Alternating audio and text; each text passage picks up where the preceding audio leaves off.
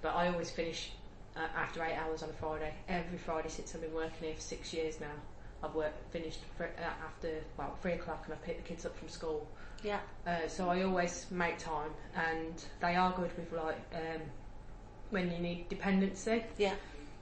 So say that my kids haven't got my mum to look after them or something, I can just say, look, I've got no one to look after the kids today, and these are quite happy with that. So. How old are your kids? 3 and 7. So one's in school and one's in nursery? Yeah. Nursery. She only goes 1 day a week at the minute, so. Yeah, but I think that's quite refreshing, because again, hours, there's a lot of press about hours being a contributory factor to women not going into the industry, but you're a woman with 2 young children who is working in the industry, and it suits.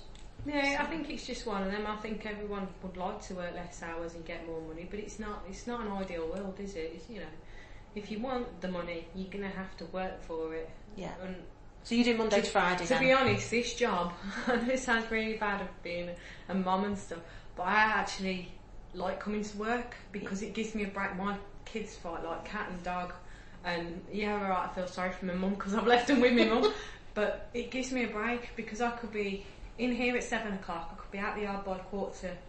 Yeah. I only have to travel to Land Rover and Jag sometimes, and I could be sat on the deck for a couple of hours, so I get to watch my films I don't get to watch because I'm watching Peppa Pig all the time. I don't get screaming kids down my ear all the time, and I can go to sleep if I want to. So it all works out fine, and then so I don't mind doing them extra hours for these. I think if I was doing the long distance like some women do, I think I'd be pulling my hair out a bit, but because we don't travel that far, it's ideal for me. Like I said, it's a perfect job for me. So there's socialise with the other drivers and stuff, which is great. So there's jobs out there that don't include tramping up and down the motorway. Yeah, this one. Yeah. This one, I don't have to tramp, I don't have to stay out, I don't have nights out. I've never had a night out because when I first passed my test, I was in a class 2, and I can't remember who it was for, and I drove to a warehouse with following some European driver he was Polish, I think. Yeah. And he was doing the same as what I was doing, and I was just following him to know where I was going. And we got there, and I thought, what, I'll have some time on the bunk, I'll go to sleep for a little bit. So I got on the bunk, but forgot to lock my door. And this Polish driver climbed into my cab and was just chatting. He was harmless, but I was just thinking to myself, you know what, I'm never ever doing nights out. I'm never working nights for that reason. Where, for security. Yeah, if I am alone in my cab and I forget to lock the door, someone could just come in and do anything, it's not worth it. So and I've got young kids now anyway. So. And you feel more vulnerable as a woman? Yeah. There's no doubt about it, especially when it's nights and stuff and there's hardly anyone around. Yeah. No, I like my job, but there's certain aspects that you've got to be wary of. Yeah, be sensitive. But then you could just be walking down the street at night, you could just be walking your dog, for God's sake, and something could happen. So it's one of them. You've got to weigh up the pros and the cons, and the money's good. Yeah. Well, the money's good here. I don't know for everywhere else, but I know the money's good here. And when you say good, what did you I'm on £13.80 an hour. Yeah. Then after 8 hours, it goes time and a half. Yeah. Before 6 and after 6, I think it's time and a third. On a weekend, on a Saturday, which I don't do many Saturdays because obviously the kids. Up to 12 o'clock, it's time and a half. After 12 o'clock, it's double time. Sunday's all double time. Up till Monday, 6 o'clock in the morning is double time. Wow. So it's good money. Yeah. And then we get a fuel bonus as well, which tops it up. So that'll take it to a bit more. And then we get a £315 bonus for having our shuts down at inconvenient times. Yeah, so you get compensated for the unsociable element. Yeah, so we have a lot of benefits and stuff, but yeah, I like it here. Good. Okay. So, LGV driving, traditionally male-dominated profession.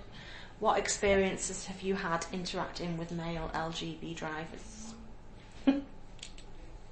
Positive and negative. So. Well, the men here, they know me, they see me as one of the lads, so yeah, they know me, they know what I do, that I'm just joining with the conversations and stuff, they could be as dirty and perverted as, the men can get, and I'll just join in and have a laugh. Yeah. There was one driver that was stood at the counter the other day, and I bent down and the counter's the counter's quite high, so it comes to about there, the counter does. So just above your chest, yeah. Yeah. So I bent down to do my shoelaces and stuff, and he started banging the counter as if I was, doing naughty with him. And I got up and I wiped my mouth and I goes, "Oh, thanks for that." And he didn't know where to put his face. He says, "I can't believe you did that." I says, "Well, you started it." Yeah. And it's just having the banter and having the laugh with the drivers is, it gets you through the day. If you've got a bee in your bonnet with other men, which some ladies have, some ladies don't like the way men are. I know there was one lady that I used to speak to. She, every time she went into the smoke hut, and we was all in the smoke hut and stuff, and if there was swearing or saying anything like sexual, she used to tell them to shut up, and she brought pages of the Bible in that was highlighted and stuff. And you're thinking, really? You're in the wrong kind of line of work if you ain't going to take the good with the bad, if you know what I mean. Yeah. So you just join in, and there are a lot of good guys out there. Yeah. There are a lot of willing to help. You do get the drivers that do stare at your boobs rather than talking to your face, but that's going to happen anywhere, isn't it? Yeah. So it's just, the bad points about working with men. I don't know. I like working with men. Yeah. I don't really have many bad points. Not really. I like it when I think there was one driver that was reversing his trailer at midpoint. Yeah. And he just couldn't do it for the life of him. So I just told him, "Get out!" And I got in his truck and I reversed it back in one. And he was absolutely gobsmacked. He says, "I can't believe you did that." He says, I couldn't get it in. And all the blokes along that were waiting were going, "You've been shown up by a woman." And it's just things like that, you think, wow, I'll teach you, mate. So have you ever felt intimidated by... Yes. One of the managers here. Okay. That's why I said about the DHL thing. Yeah. I get on with him now, don't get me wrong. I talk to him, I say hello to him, because I know it pisses people off if they don't like you and say hello to them. Yeah. But there was a manager that used to work here. He was great. He was really helpful. He wanted to push me forward. He wanted to make me to do better jobs and stuff. And he got moved anyway because he was too nice, as they do. Yeah, if they're there for the warehouse staff and the lorry drivers and stuff, they get moved. So he got moved, and then this other guy come in. As soon as he come in, we have to have a pass for the toilet downstairs, because obviously men have got their own toilets everywhere. Yeah. You have noticed that at Land Rover, they've got toilets everywhere. Women, we've got codes, we've got passes, and it's a nightmare when you need the toilet. So he blocked my pass off, which I'd had for a couple of years. He blocked my pass off, and he was making me stand at the counter, put my hand up, and ask to go to the toilet. So I put a grievance in against him. I thought, you know what, I'm not standing for this. Yeah. Eventually I got the pass open, but it did take a while. People were telling me to go, just piss behind the counter. It's just not something that I really want to do. No.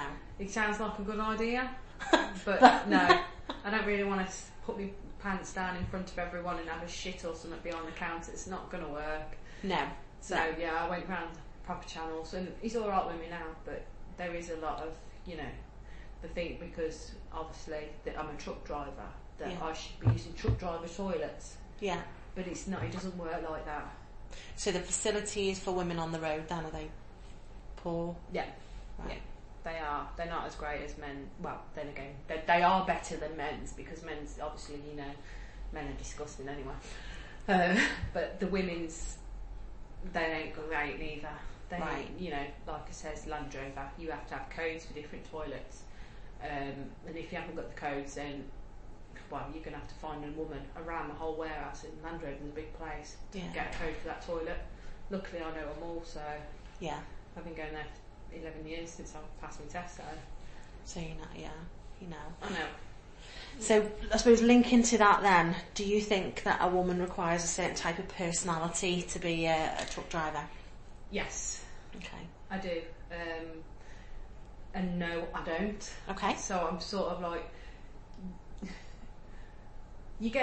when I first started here, I was walking across the crossing, and one of the yard marshal turned around and says, "Oh, it's a fucking woman, let's everyone get away," and stuff like this.